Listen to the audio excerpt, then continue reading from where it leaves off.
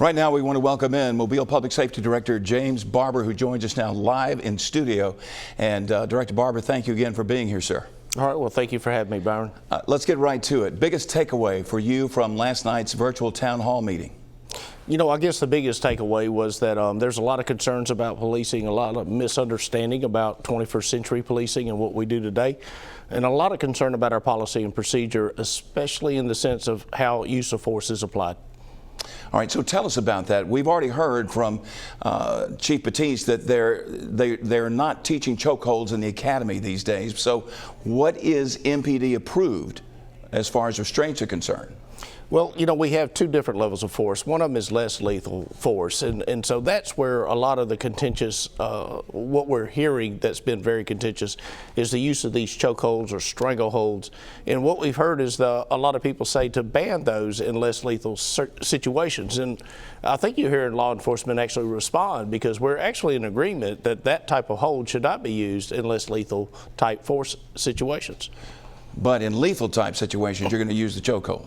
Well, in lethal situations, you do what you have to survive. And you have to understand that a lethal situation, and that's what we covered last night, is when your life or somebody else's life is in danger of very serious injury or death. And in those instances, whoever is applying that unlawful use of deadly force against another person, then you do what you have to protect that person, protect yourself.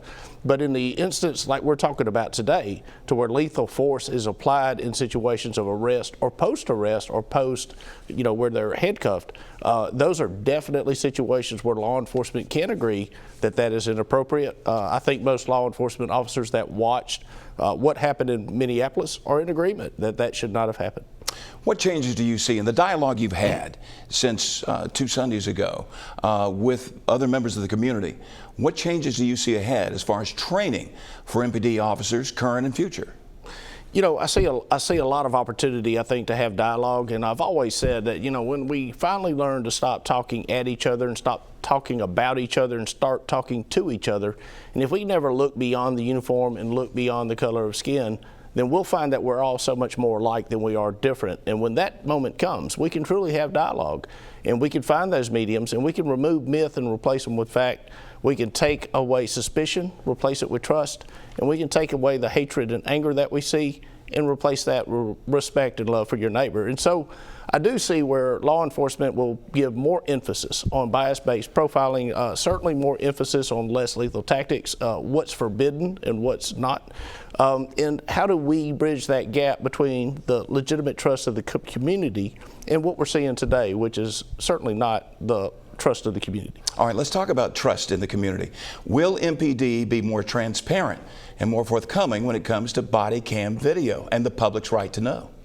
You know, the body cam video, that did come up in discussion last night. There has to be a very good dialogue about what we're going to release, what we're not. You know, as law enforcement officers, it's very difficult for us to get people to talk to us when we're investigating a crime as it is.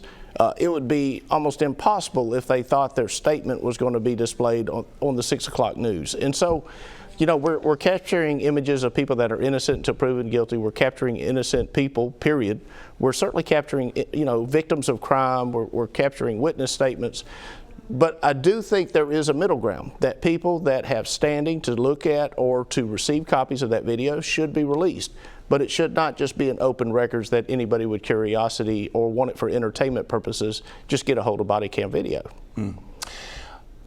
Director Barber, thank you so much for taking the time to be with us. We certainly appreciate it, sir. Again, thank you for having me. Surely.